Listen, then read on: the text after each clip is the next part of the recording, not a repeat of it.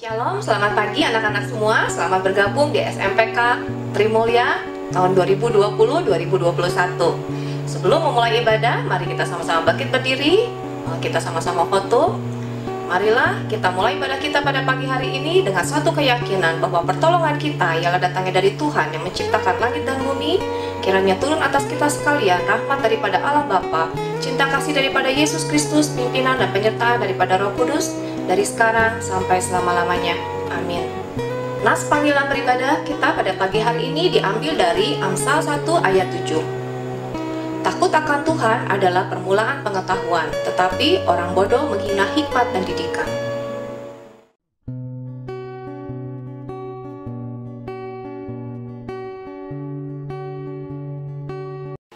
Shalom, halo semuanya. Miss, bahkan Mister yang ada di sini bersyukur bersama-sama dengan kalian. Kita boleh melewati liburan yang kemarin dan saat ini kita akan kembali ke sekolah. Dan untuk merayakannya kita akan beribadah dulu bersama-sama lewat kebaktian di awal tahun ajaran ini. Oleh sebab itu, mari setiap kalian yang ada di masing-masing mempersiapkan diri. Kita mau datang kepada Tuhan. Mari kita sama-sama bersyukur di hadapan Tuhan. Mari berdiri bersama-sama. Kita mau nyanyikan pujian Yesusku penyelamatku, tiada yang seperti Engkau. Kita mau bernyanyi bersorak bagi Tuhan.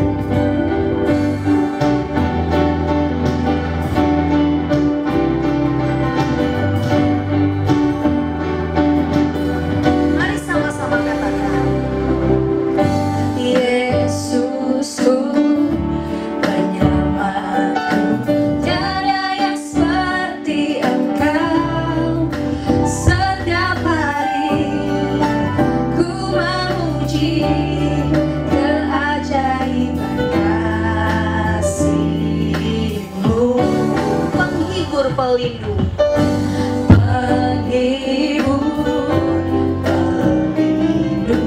menara kekuatan.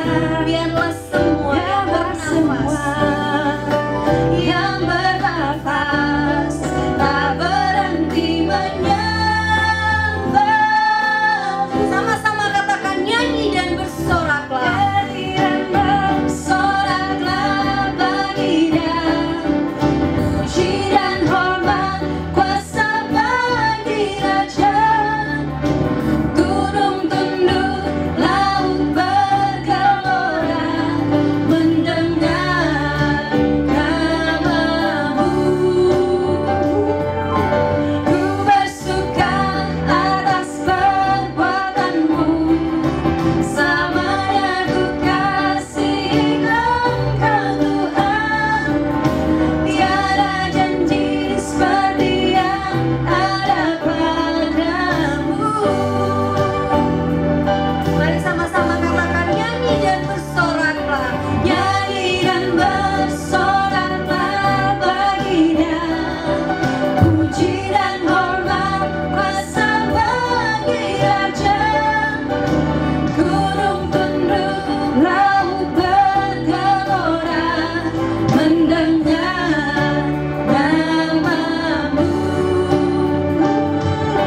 Ku bersuka atas perbuatan-Mu, selamanya ku kasih Engkau Tuhan. Tiada janji seperti yang ada padamu. Tiada janji seperti yang ada padamu. Tiada janji seperti yang ada padamu. Mari kita sama-sama berdoa. Tuhan adalah Bapa kami bersyukur dan berterima kasih kalau pada pagi hari ini kami boleh bersama-sama melakukan ibadah online. Tuhan, sekalipun di dalam kondisi yang tidak ideal, tetapi kami bersyukur dan berterima kasih. Ada satu waktu di mana kami boleh bersama-sama mengawali tahun ajaran yang baru ini, Tuhan. Di dalam satu penantian kami, di dalam satu pengharapan kami, di dalam satu sukacita kami bahwa Tuhan akan hadir di dalam seluruh pembelajaran kami di tahun yang akan baru ini. Tuhan, tolong pimpin dan berkati Tuhan setiap kami, berkati setiap pembelajaran kami, setiap kami dimanapun kami berada Tuhan, supaya sungguh Tuhan, apapun yang nanti akan kami kerjakan, baik di dalam pembelajaran maupun interaksi bersama-sama dengan guru maupun teman-teman kami boleh tetap Tuhan menjalankannya seperti kami ada di sekolah. Kami tetap bersuka cita, kami tetap bisa belajar, sekalipun dalam kondisi yang harus kami jalani saat ini, belajar dari rumah. Tuhan, kami juga bersyukur bahwa Tuhan hadir di tengah-tengah kami, sehingga sukacita itu tidak hilang daripada kami. Kami boleh menjalani semuanya dengan satu keyakinan bahwa Tuhan akan memimpin seluruh perjalanan kami, memimpin seluruh tahun ajaran ini Tuhan, supaya kami semua boleh mendapat satu pengetahuan yang boleh nantinya kami pergunakan untuk mempermuliakan nama-Mu.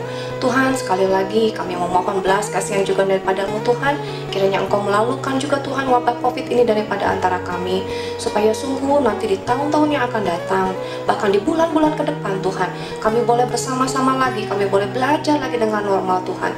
Kami sungguh rindu Tuhan ada kebersamaan itu, kami sungguh rindu Tuhan memulihkan bangsa dan negara kami, memulihkan seluruh dunia daripada pandemi ini.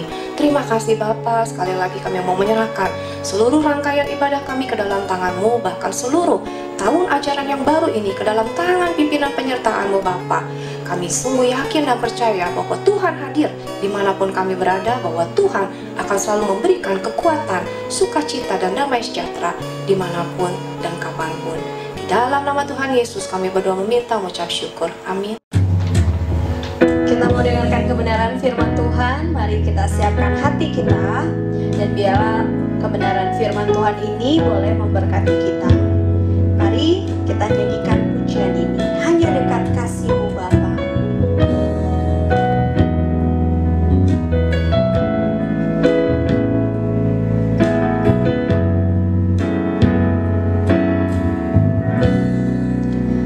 Hanya dekat kasih-Mu Bapa,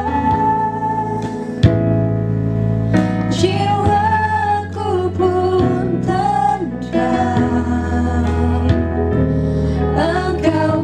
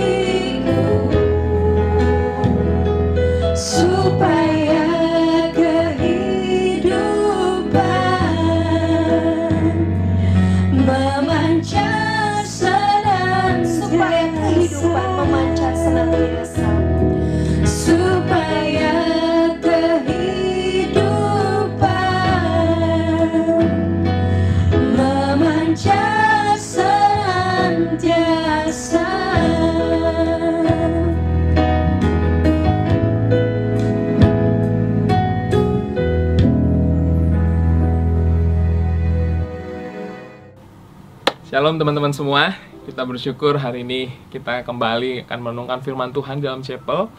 Mari kita siapkan hati, pikiran kita terlebih dahulu sebelum merenungkannya lebih dalam. Mari kita berdoa. Kami merindukan Tuhan, Kau hadir di dalam perenungan firman Tuhan hari ini. Dimanapun kami saat ini berada, anak-anak yang mungkin ada di rumah dan juga para guru, sebagian di rumah dan sebagian di sekolah, mohon Tuhan yang tolong. Supaya dalam perenungan ini kami boleh kembali melihat apa yang menjadi isi hati Tuhan dan kembali memahami, menyadari apa yang Tuhan inginkan dalam hidup kami. Tuhan tolong kami Tuhan, supaya di dalam perenungan firman Tuhan ini, hati kami, pikiran kami, dan hidup kami boleh kami fokuskan kepada Tuhan, untuk kami boleh mendengarkan apa yang menjadi keinginan Tuhan untuk kami hidupi. Tuhan berkati hamba-Mu yang penuh keterbatasan ini, supaya melalui mulut dan bibirnya hanya firman-Mu yang diberitakan, dan kami semua boleh mendapatkan berkat daripada Tuhan. Dan Tuhan yang kembali mengubahkan hidup kami melalui firman Tuhan hari ini. Tolong kami Tuhan, berkati waktu ini dan berbicaralah kepada kami semua. Di dalam nama Tuhan Yesus kami berdoa. Amin. Teman-teman, hari ini kita akan membahas satu tema, Living by the Spirit. Hidup oleh roh. Atau mungkin bisa dibilang juga hidup dipimpin oleh roh. Saya akan ajak kita untuk buka salah satu bagian Alkitab dari Galatia pasal 5 ayat 16 sampai 26. Galatia pasal 5 ayat 16 sampai 26. Saya akan bacakan buat kita semua. Kamu boleh buka Alkitabmu masing-masing di rumah. Mari kita perhatikan dan menyimak apa yang dituliskan Paulus dalam bagian ini.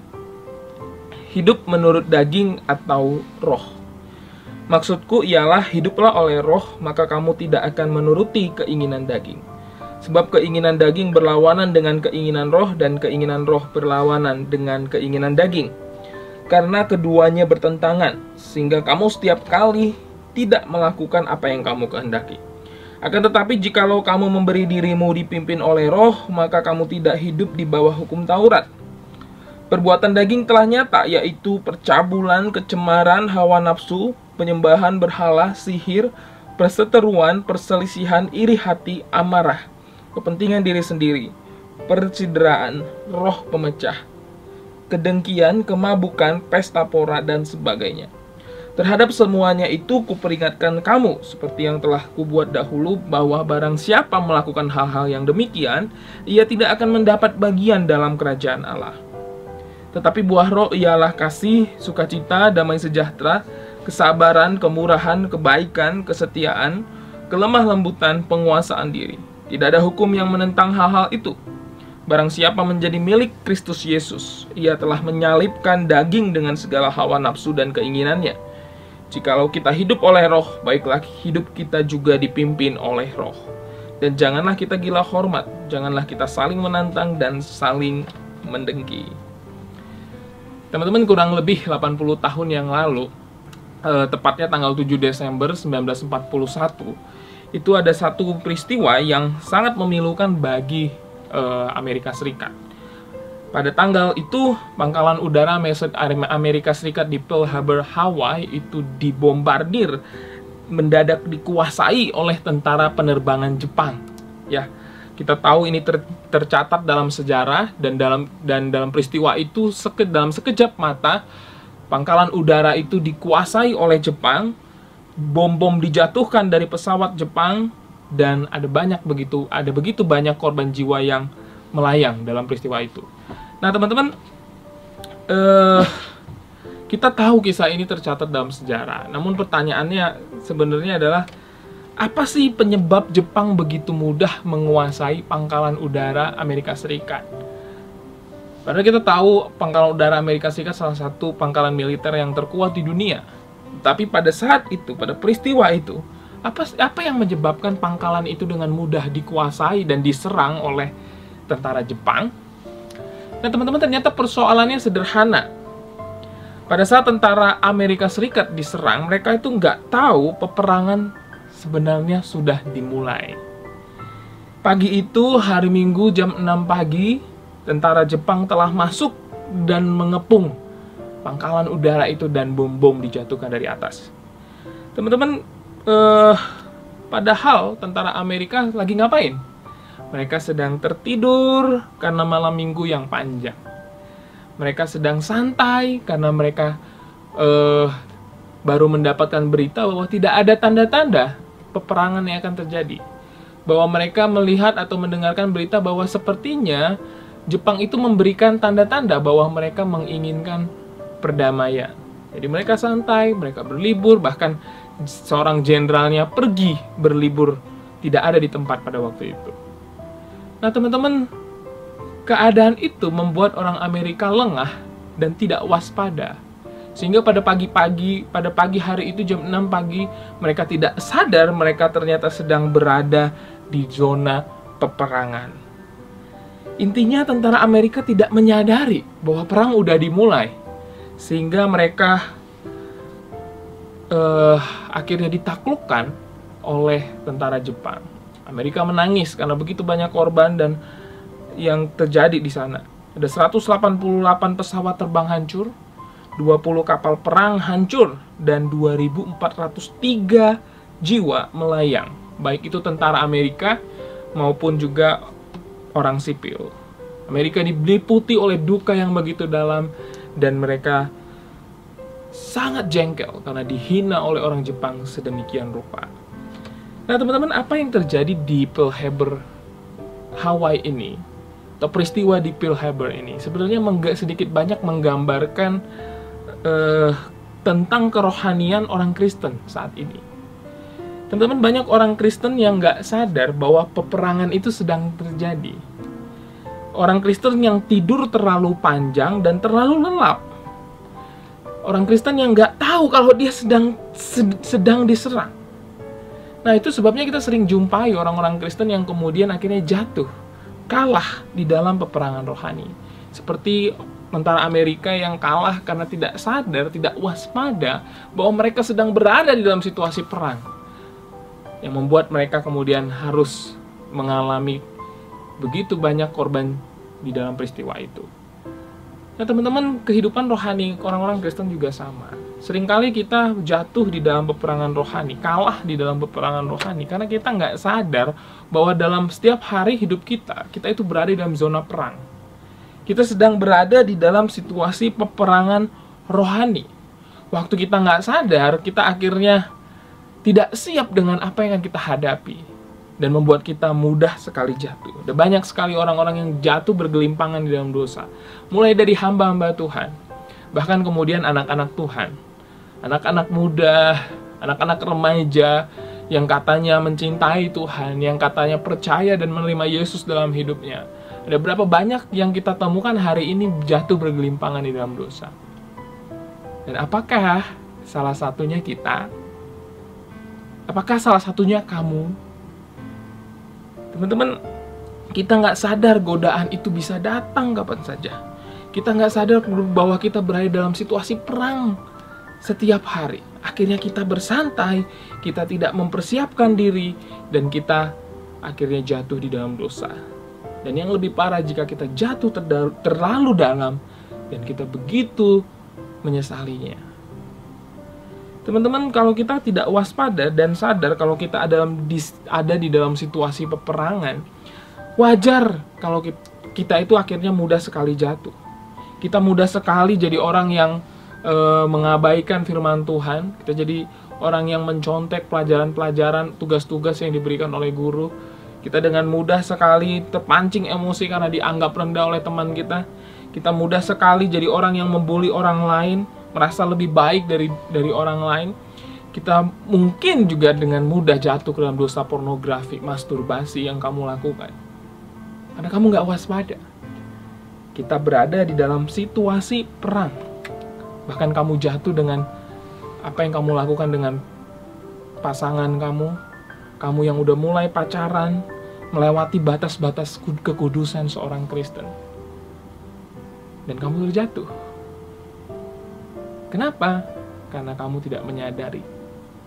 Hari ini, saat ini, kita tiap hari menghadapi situasi peperangan rohani.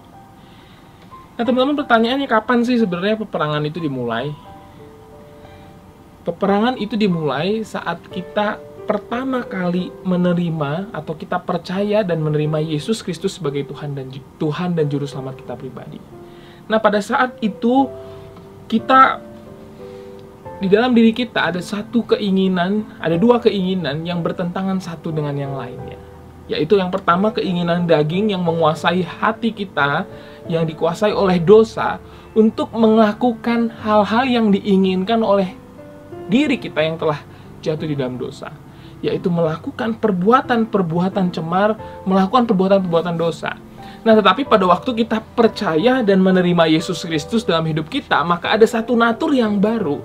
Natur baru yang diberikan Allah pada kita, yaitu sebuah natur di mana kita menginginkan juga melakukan apa yang Allah inginkan untuk kita lakukan. Pada waktu kita mulai hidup baru, kita diperbaharui, diciptakan baru oleh Tuhan, atau yang sering kita sebut lahir baru. Nah, disinilah peperangan dimulai antara melakukan keinginan daging dengan melakukan keinginan roh. Roh Kudus yang hidup hari ini di dalam hati kita terus mengatakan agar kita tuh melakukan sesuatu yang sesuai dengan kehendak Tuhan. Tetapi satu sisi kita punya kehendak daging yang meminta kita, yang menawarkan kita kenikmatan-kenikmatan untuk kedagingan kita. Nah, tiap hari itu kita akhirnya mulai di dalam zona peperangan. Tiap hari kita berperang dalam hati kita, dalam pikiran kita. Apakah saya mau melakukan keinginan daging atau melakukan keinginan roh? Sejak kita bertobat, kita menjadi murid Yesus. Kita diciptakan baru di dalam Yesus Kristus. Roh Allah yang ada dalam diri kita menginginkan kita untuk hidup di dalam kebenaran. Sedangkan natur dosa yang masih juga mengikat kita, yang masih ada di dalam diri kita, juga menginginkan kita untuk melakukan hal-hal yang cemar. Nah, ini akan terus terjadi tiap hari, bukan? Nah, makanya bagi orang yang udah percaya Tuhan, dari dia bangun pagi sampai dia tidur kembali, itu adalah peperangan. Setiap harinya adalah peperangan. Tetapi buat kita yang nggak pernah dan saat ini belum pernah merasakan peperangan itu terjadi, maka pertanyaannya adalah, apakah kita sudah hidup baru atau belum? Buat kita yang sudah hidup baru, kita akan merasakan ada peperangan tiap hari terjadi. Apakah saya akan melakukan kehendak Tuhan, atau saya mau melakukan kehendak daging saya, keinginan daging saya? Buat kita yang belum percaya Tuhan, keinginan daging itu adalah sesuatu yang kita sukai. Kita berpesta pora dengan kecemaran itu, dengan keinginan daging untuk melakukan hal-hal yang jahat, hal-hal yang cemar. Tapi sejak kita percaya Tuhan, itu menjadi sebuah zona peperangan di dalam hati kita. Melakukan yang Tuhan mau atau melakukan yang saya mau di dalam kedagingan saya. Nah, teman-teman, pertanyaannya siapa yang menang kalau gitu? Yang menang siapa? Bergantung kita mentaati keinginan yang mana. Apakah kita mengikuti keinginan daging atau kita mengikuti keinginan roh? Nah, teman-teman, itulah keadaan kita sekarang. Ada peperangan dalam diri kita, dan itu yang jelas sekali disampaikan Paulus dalam surat kepada jemaat Galatia yang kita baca tadi. Saya ingin kita lihat di ayat 17, Paulus berkata begini. Sebab keinginan daging berlawanan dengan keinginan roh, dan keinginan roh berlawanan dengan keinginan daging, karena keduanya bertentangan, sehingga kamu setiap kali tidak melakukan apa yang kamu kehendaki. Teman-teman, Paulus mengatakan bahwa keinginan daging dan keinginan roh itu selalu bertentangan. Jadi nggak mungkin kita melakukan sesuatu yang sesuai dengan keinginan daging kita, roh pun menyetujuinya. Tidak mungkin. Apa yang diinginkan daging itu selalu bertentangan dengan apa yang diinginkan roh. Apa yang diinginkan roh selalu bertentangan dengan apa yang diinginkan daging. Teman-teman, sejak kita terima Tuhan Yesus dalam hidup kita, roh Allah itu mendiami hati kita. Itu yang membuat kita selalu bertentangan dengan dua kehendak ini. Ada dua kehendak di dalam hati kita yang tiap hari berperang. Dan kitalah penentu kemenangannya. Apakah kita akan melakukan yang roh inginkan, atau kita melakukan apa yang daging kita inginkan. Keinginan daging itu disetir oleh kekuatan setan juga, yang menggoda kita untuk kita bisa jatuh di dalam dosa. Tapi keinginan roh itu dikendalikan oleh roh Allah, yang hari ini dia memperbaharui hati kita, yang selalu sering kali membisikkan kepada kita melalui hati kita, agar kita melakukan apa yang benar di mata Tuhan. Dua kekuatan ini berperang. Kalau kita salah pilih, maka kita akan jadi loser. Jadi orang-orang yang kalah, orang-orang yang jatuh di dalam dosa. Nah, untuk itu teman-teman, kita perlu melihat di dalam Alkitab bagaimana kita bisa benar-benar hidup di dalam pimpinan Roh. Pada waktu kita hidup di dalam pimpinan Roh, maka Roh akan memberikan kita hati yang sukacita, kehidupan yang damai sejahtera, daripada kehidupan yang dirusak oleh dosa. Kalau kita mengikuti keinginan daging kita, maka kita akan jadi orang-orang yang akan mendapati diri hidup di dalam kecemaran dan hidup di dalam kekotoran karena dosa yang kita lakukan. Nah teman-teman, oleh sebab itu hari ini saya ingin mengajak kita melihat bagaimana caranya agar kita dapat mengalahkan keinginan daging kita. Di dalam peperangan rohani ini kita bisa menang, kita bisa mendapati diri kita menang bersama dengan Allah. Nah teman-teman, tidak ada cara lain kalau kita melihat di dalam Alkitab. Satu-satunya cara untuk mengalahkan keinginan daging kita adalah dengan mengikuti keinginan Roh. Karena keinginan daging bertentangan dengan keinginan Roh, maka tidak ada cara lain kita berhenti mengikuti keinginan daging dan sekarang kita belajar untuk mengikuti pimpinan Roh. Itulah yang kita akan pelajari hari ini, bagaimana caranya kita bisa mengikuti pimpinan Roh. Nah teman-teman, kalau kita lihat di dalam ayat 24, setelah Paulus mendeskripsikan apa itu perbuatan daging, apa itu buah roh, Paulus berkata begini di ayat 24. Dia mengatakan, barang siapa menjadi milik Kristus Yesus, ia telah menyalibkan daging dengan segala hawa nafsu dan keinginannya. Kali lagi ya, barang siapa menjadi milik Kristus Yesus, ia telah menyalibkan daging dengan segala hawa nafsu dan keinginannya. Teman-teman, apa maksudnya menyalibkan daging dengan segala hawa nafsu dan keinginannya? Teman-teman, Paulus sedang bicara tentang orang yang telah menjadi milik Yesus. Dia telah membunuh dirinya di kayu salib. Dia telah mengakhiri kehendak dirinya di kayu salib. Disalibkan, diakhiri, dibunuh. Teman-teman, artinya Paulus sedang bicara kehidupan kita yang lama. Buat kamu yang udah jadi milik Yesus, kamu yang udah percaya dan terima Yesus sebagai Tuhan dan Juru Selamat, hari ini hidup kamu yang lama itu udah mati. Kamu gak lagi hidup dikuasai keinginan kamu yang lama, tetapi kamu dikuasai oleh Yesus Kristus yang hidup di dalam kita. Oleh sebab itu, kalau kita mau menang, pada saat kita sadar kita tiap hari sedang berperang hari ini. Kamu lihat, kamu bangun pagi, itu adalah tempat kamu, zona kamu sedang berperang. Jadi kamu jangan pikir peperangan rohani itu ada di antah berantah gitu ya, di langit mana, langit ke-7, langit ke-10 gitu ya. Enggak, peperangan rohani itu ada tiap hari di dalam hati kita. Antara melakukan apa yang Tuhan inginkan dan apa yang saya inginkan di dalam kedagingan saya.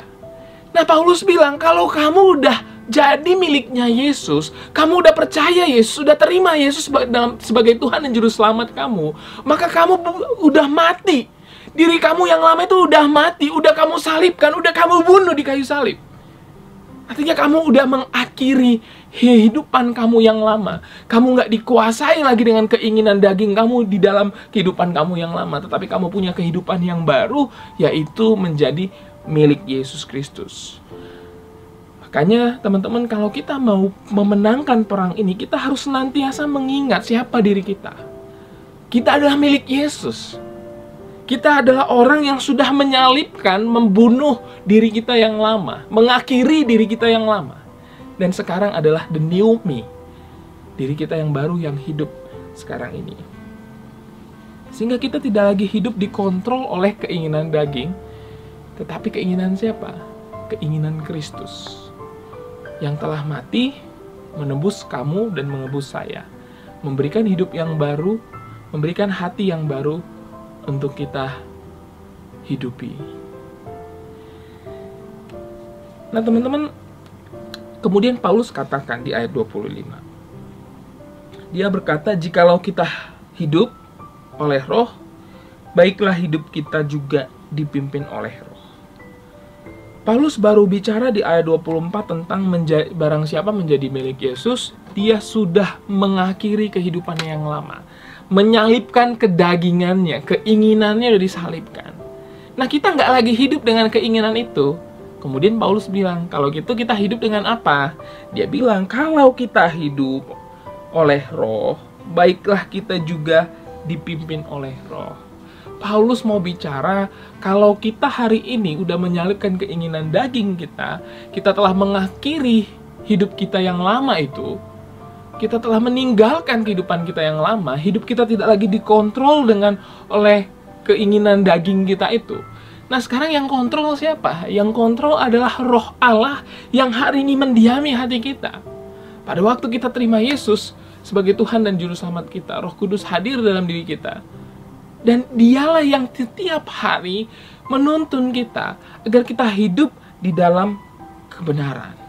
Nah untuk itu teman-teman, ayat 25 ini Paulus katakan, jikalau kita hidup oleh roh, hendaklah kita dipimpin oleh roh. Kalau kita hari ini udah punya Roh Kudus dalam diri kita, maka artinya kita hari ini pun belajar untuk memberi diri dipimpin oleh Roh Kudus. Nah teman-teman, kegagalan kita atau kejatuhan kita di dalam peperangan ini terjadi kenapa? Karena kita tidak mengizinkan kita memberi diri kita dipimpin sama Roh Kudus. Ketika keinginan daging menawarkan kita kenikmatan-kenikmatan tertentu dari dosa pornografi, dari dosa-dosa yang lain, keinginan daging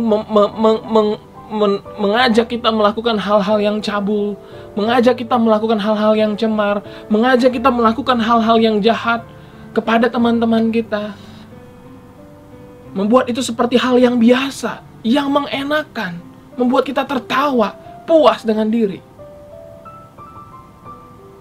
Nah teman-teman, ketika keinginan daging itu menawarkan sesuatu, harusnya kita yang hari ini udah hidup di dalam Yesus, kita berhenti sejenak dan katakan tidak kepada keinginan itu. Karena kita tidak lagi dikuasai olehnya. Jangan biarkan dirimu dipimpin sama keinginan daging itu. Paulus mengatakan hendaklah kita memberi diri untuk dipimpin oleh roh. Teman-teman, dipimpin itu apa sih? Dipimpin itu sederhananya gini. Dia berjalan di depan, kita di belakang.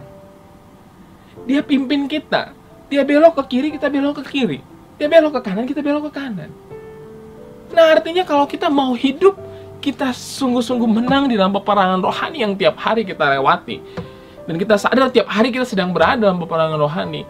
Maka izinkan Roh Kudus memimpin diri kita. Dan kita memberi diri untuk dipimpin. Kegagalan kita seringkali karena kita nggak mau dipimpin. Ya, teman-teman, mimpin orang, memberi diri dipimpin orang itu memang bukan hal yang mudah ya. Saya ingat kalau kita ke sekolah, upacara, ya, ngatur upacara itu nggak gampang. Guru yang jadi pembina di atas mimbar kemudian ngomong, ayo luruskan barisannya. Anak-anak wak, ngomong sana, ngomong sini. Kemudian lagi yang pembina dari atas kemudian ngomong lagi, ayo yang sebelah sini, di barisnya tolong dirapikan. Jangan ada yang sampai belakang, lewat dari batas lapangan. Kalau lewat, maju ke depan. Pada maju nggak? Enggak. Masih ngumpul, gerak-gerak, lu duluan. Ah enggak, gua nggak pendek, lu aja yang pendek duluan. Nggak beres ya. Nah teman-teman, kita jadi manusia memang sulit sekali memberi diri untuk dipimpin. Ya enggak? Kenapa? Karena kita punya keinginan sendiri, kita punya kehendak sendiri, maunya kita. Nah tapi kamu kalau mau ingat, kalau kita mau memenangkan peperangan rohani yang terjadi tiap hari, agar kamu nggak jatuh di dalam dosa yang membuat kamu menyesali hidupmu sehari-hari nantinya, nggak jatuh di dalam dosa yang membuat kamu hidup di dalam rasa bersalah, jatuh di dalam dosa yang membuat kamu hidup makin hari makin parah, makin hari makin hidup di dalam kesepian, makin hari makin hidup di dalam kesendirian, makin hari makin hidup di dalam dendam yang menghancurkan kita. Kalau kita nggak mau hidup kita hancur di sana, maka hari ini izinkan Roh Kudus memimpin dirimu dan biarkan dirimu memberi diri untuk dipimpin oleh Dia. Nah teman-teman, itulah peperangan rohani. Seorang prajurit yang hendak pergi berperang itu nggak pernah pergi perang tanpa latihan, pergi perang tanpa persiapan. Dan kalau kita tahu hari ini peperangan rohani kita itu terjadi setiap hari, begitu engkau membuka mata, maka kamu harus sadari, untuk bisa memenangkan peperangan ini, kamu harus melatih diri dan mempersiapkan diri. Teman-teman, seringkali kita gagal karena kita nggak persiapkan gitu. Nggak persiapkan diri kita, bukan? Seringkali kita jatuh di dalam dosa yang sama. Kita bilang sama Tuhan, Tuhan ini yang terakhir, Tuhan. Kita frustasi sama dosa-dosa favorit yang hari ini nggak bisa kita tinggalin. Tuhan, tolong aku Tuhan. Aku berjanji, kemarin baru retreat. Komitmen baru. Saya doa sama Tuhan, Tuhan, aku berjanji, aku nggak akan lakukan itu lagi. Aku nggak akan nonton itu lagi. Aku nggak akan baca itu lagi. Aku nggak akan lakukan itu lagi. Belum seminggu, jatuh lagi. Masih mending seminggu. 1 hari mungkin. Teman-teman, kita harus belajar mempersiapkan diri untuk mendengarkan pimpinan roh. Belajar untuk melatih diri agar kita bisa memenangkan peperangan rohani itu. Dan kita bisa mendapatkan kedamaian dalam diri kita. Kita bisa menyenangkan hati Tuhan pada waktu kita melakukannya. Nah teman-teman, melatih diri setiap hari hidup dipimpin oleh roh itu maksudnya gimana? Maksudnya kita akan belajar teman-teman mengizinkan kehendak roh itu di depan kita dan kita mengikutinya. Dan satu-satunya cara untuk kita memberi diri dipimpin oleh roh adalah mendengarkan suaranya dan mentaatinya. Gak ada cara lain. Kamu yang hari ini mungkin hidup di dalam kecanduan pornografi. Kamu suka ngelihat hal-hal yang gak pantas untuk kamu lihat. Dan hari ini kamu kecanduan. Hampir tiap hari kamu lihat. Kamu doa sama Tuhan, Tuhan aku mau lepas, Tuhan aku mau lepas, tapi nggak berhasil. Teman-teman, nggak ada cara cepat. Kamu mau baca buku, gimana cara cepat untuk membereskan pornografi? Gimana cara cepat untuk membereskan kecanduan pornografi? Nggak ada, teman-teman.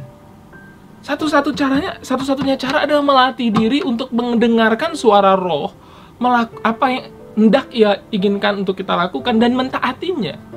Semakin kita sering taat, maka semakin mudah untuk berkata tidak pada dosa. Semakin kita sering memberi diri dipimpin oleh roh, maka semakin mudah bagi kita untuk meninggalkan keinginan daging dan mengikuti apa yang roh inginkan untuk kita lakukan. Nah itu sebabnya teman-teman, saya ingin kita belajar pada setiap kali sesuatu yang kamu lakukan di dalam hidup kamu. Kamu baru bangun tidur, apapun yang kamu lakukan, hendaklah bertanya dulu dalam hatimu. Apa yang roh inginkan untuk saya lakukan hari ini? Pada saat kamu mulai belajar online dan tergiur untuk tidur-tiduran dan tidak mendengarkan. Pada saat kamu baru bangun tidur dan tergoda untuk lihat handphone daripada berdoa bersyukur sama Tuhan. Pada saat kamu begitu malas untuk baca dan merenungkan firman Tuhan di pagi hari. Pada saat kamu punya konflik sama temanmu dan ingin rasanya balas dendam dengan lebih jahat lagi. Pada saat kamu kepahitan dan kamu gak pernah bisa mengampuni sampai hari ini. Pada saat kamu mulai berpikir untuk pacaran dan kamu mulai melakukan hal-hal yang tidak pantas, melewati batas-batas kekudusan Kristen. Pada saat kamu mulai membuka gadgetmu dan untuk melihat hal-hal yang porno, hal-hal yang gak pantas untuk kamu lihat, cobalah bertanya dulu sama Tuhan. Tuhan, inikah yang kau inginkan? Apakah ini yang Tuhan inginkan? Bahkan pada saat kamu mau menonton film-film tertentu, pada saat kamu mau memilih baju yang mau kamu kenakan keluar, pada saat kamu mau melakukan sesuatu yang kamu anggap mungkin remeh sekalipun, cobalah bertanya, apakah ini akan menyenangkan Tuhan atau tidak? Apakah ini yang menjadi kehendak daripada Roh Allah, atau itu keinginan dagingku sendiri? Teman-teman, kalau kita peka dengan suaranya, maka akan dengan mudah kita mendengarkannya. Dan kita belajar untuk mentaatinya. Mentaati adalah kunci mengalahkan keinginan daging. Taat kepada roh adalah kunci untuk mengalahkan keinginan daging yang menggerogoti kita sekalipun kita udah percaya sama Tuhan. Jangan biarkan dirimu jatuh di dalam dosa karena iblis memberikan kamu godaan tiap hari. Tapi biarkan dirimu dipimpin oleh roh. Jangan dengarkan apa yang iblis ingin untuk kamu lakukan dengan kedaginganmu. Tapi belajarlah untuk mendengarkan dan peka terhadap suara Roh Allah yang ada dalam hati kita. Nah teman-teman, Paulus menuliskan di ayat 22. Dia katakan di dalam ayat itu, tetapi buah roh ialah kasih, sukacita, damai sejahtera, kesabaran, kemurahan, kebaikan, kesetiaan, kelemah lembutan, penguasaan diri. Teman-teman, buah roh adalah hasil dari para pemenang. Para pemenang yang berjuang untuk belajar memberi diri dipimpin sama kehendak roh. Kalau engkau membiarkan dirimu dipimpin oleh roh, maka kita akan mendapati diri kita adalah orang-orang Kristen yang menang, yang berbuah. Karena kita tidak lagi mengikuti apa yang kedagingan kita inginkan, tapi kita mengikuti apa yang Roh Allah inginkan. Oleh itu teman-teman sekalian, mari kita sadari bahwa diri kita sebagai seorang Kristen selalu mengalami yang namanya peperangan rohani setiap harinya. Kita perlu belajar waspada dan kita perlu mengingat bahwa diri kita yang lama telah disalibkan, bahwa kedagingan kita telah disalibkan agar kita dapat menang di dalam peperangan ini. Dan kita belajar untuk memberi diri kita dipimpin oleh Roh. Mari kita berdoa. Tuhan, ini kami memohon pertolongan Tuhan, supaya kami boleh sungguh-sungguh boleh hidup di dalam kehendak Roh. Dan biarlah Roh Allah yang menolong kami. Apapun yang kami lakukan adalah kami gumulkan di hadapan Tuhan untuk melakukan apa yang menjadi keinginan Allah, sehingga kami tidak lagi hidup untuk diri kami sendiri, kami tidak lagi hidup untuk kedagingan kami, tetapi kami belajar untuk hidup bagi Allah. Karena hidup kami telah ditebus, dan hidup kami telah dibayar mahal oleh darah Kristus. Dan hari ini hidup kami adalah tentang melakukan kehendak Kristus dalam hidup kami. Tolong kami Tuhan, berkati kami semua. Di dalam nama Tuhan Yesus kami berdoa. Amin. Terima kasih, Tuhan Yesus memberkati.